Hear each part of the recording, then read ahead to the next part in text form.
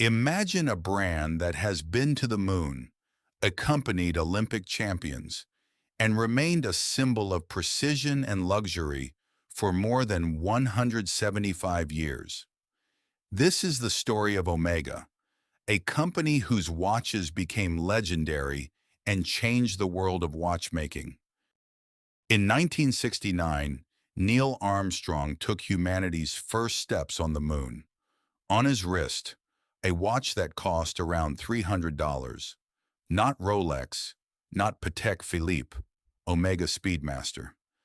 But how did a small Swiss workshop become the brand NASA trusted with the lives of its astronauts? This is a story about an obsession with precision, surviving crisis after crisis, and how one watch changed the rules of the game forever. A small town called Biel, Switzerland. Louis Brandt, a 23-year-old watchmaker, opens a workshop. But this isn't just another Swiss atelier. Louis bets everything on precision, a level of accuracy that simply didn't exist in mass production at the time. He sources components from the finest craftsmen in the region, assembles each piece by hand, and sells across Europe. By the 1880s, his sons, Louis Paul and César, take over the business. And that's when everything changes. They develop the first standardized caliber, a movement where every single part was interchangeable. That might sound boring, but it was a revolution. For the first time, a watch could be repaired anywhere in the world. In 1894, they create a caliber they name Omega, 19 lines of precision. For the era, extraordinary. The name stuck so well that in 1903, they renamed the entire company after it. 1932, Los Angeles. The world is in the middle of the Great Depression, yet the Summer Olympic Games are about to bring together the best athletes on Earth. For Omega, these games would become a turning point in the company's history. The Swiss watchmaker was selected as the official timekeeper of the Olympics, a responsibility unlike anything it had faced before. The mission was simple to describe, but incredibly difficult to achieve. Record athletic performances with an accuracy of 1/10 of a second. Today that sounds ordinary, but in 1932, such precision seemed almost impossible. Every fraction of a second could decide the difference between victory and defeat, between a gold medal and a lifetime of regret. To meet this challenge, Omega arrived in Los Angeles with 30 specially prepared stopwatches and a team of highly trained technicians. Their task was to ensure that every race, every finish line, and every record attempt was measured as accurately as humanly possible. The result was remarkable. Throughout the entire games, not a single timing device failed. America's space program is running at full throttle.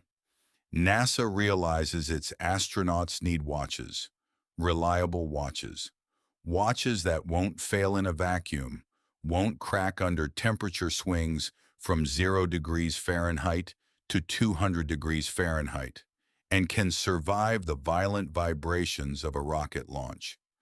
NASA goes out and buys several watch brands off the market. No warning, no tender process. Just like a regular customer walking into a store. On the list, Rolex, Longines, Hamilton, and the Omega Speedmaster. Testing begins. 11 survival tests. 7.5 G of force. High pressure. Hard vacuum. 95% humidity. Temperatures from 0 degrees Fahrenheit all the way up to 200 degrees Fahrenheit. Rolex didn't make it. Longines didn't make it. The Speedmaster passed all 11. In May 1965, NASA officially certified the Omega Speedmaster as the only watch cleared for manned spaceflight. Then came 1969. Apollo 11, Neil Armstrong, the moon. But there's another story, less famous but just as important. Apollo 13, an explosion on board. The crew shuts down all systems to preserve power for the return journey. All systems, including the onboard computer. They need to perform a critical maneuver. Fire the engine for exactly 14 seconds, not 13, not 15. Any mistake, and they don't come home. The only instrument they had to time it, an Omega Speedmaster. They made it back. NASA awarded Omega a special commendation for its role in saving the crew. Over 170 years, Omega has created several models that each became icons in their own right. The 1957, originally designed for motorsport. Today, a symbol of the space age. The base model starts at around $6,000, and it's still sold on the same concept it launched with 60 years ago, 1948. Water resistance down to 300 meters.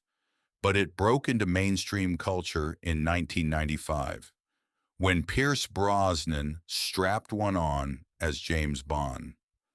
Since then, the official watch of 007, elegance over adventure, the distinctive claws on the bezel, a star on the dial, the choice for those who want status without the NASA backstory. Today, Omega is part of the Swatch Group.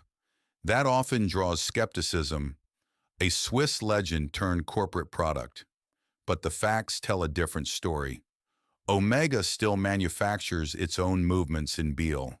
Their calibers are COS C-certified chronometers. That's the official Swiss standard. No more than 4 seconds deviation per day. But Omega goes further with their own master chronometer standard. That means deviation of 0 to plus 5 seconds per day and resistance to magnetic fields up to 15,000 Gauss. For context, a regular magnet can destroy most mechanical watches. A master chronometer Omega, it won't even flinch. Price-wise, Omega sits in an interesting position. More expensive than Tudor or Longines, less expensive than Rolex or IWC. For $5,000 to $8,000, you get a watch with a real history, a certified in-house movement, and a name that literally went to the moon. That's a rare combination at that price point. Omega isn't just a watch brand. It's a company that once decided precision mattered more than marketing. And NASA agreed. The Olympics agreed. Millions of people around the world agreed. If you're watching this and thinking about your first serious watch, the story of Omega is not a bad place to start. If you enjoyed this, subscribe.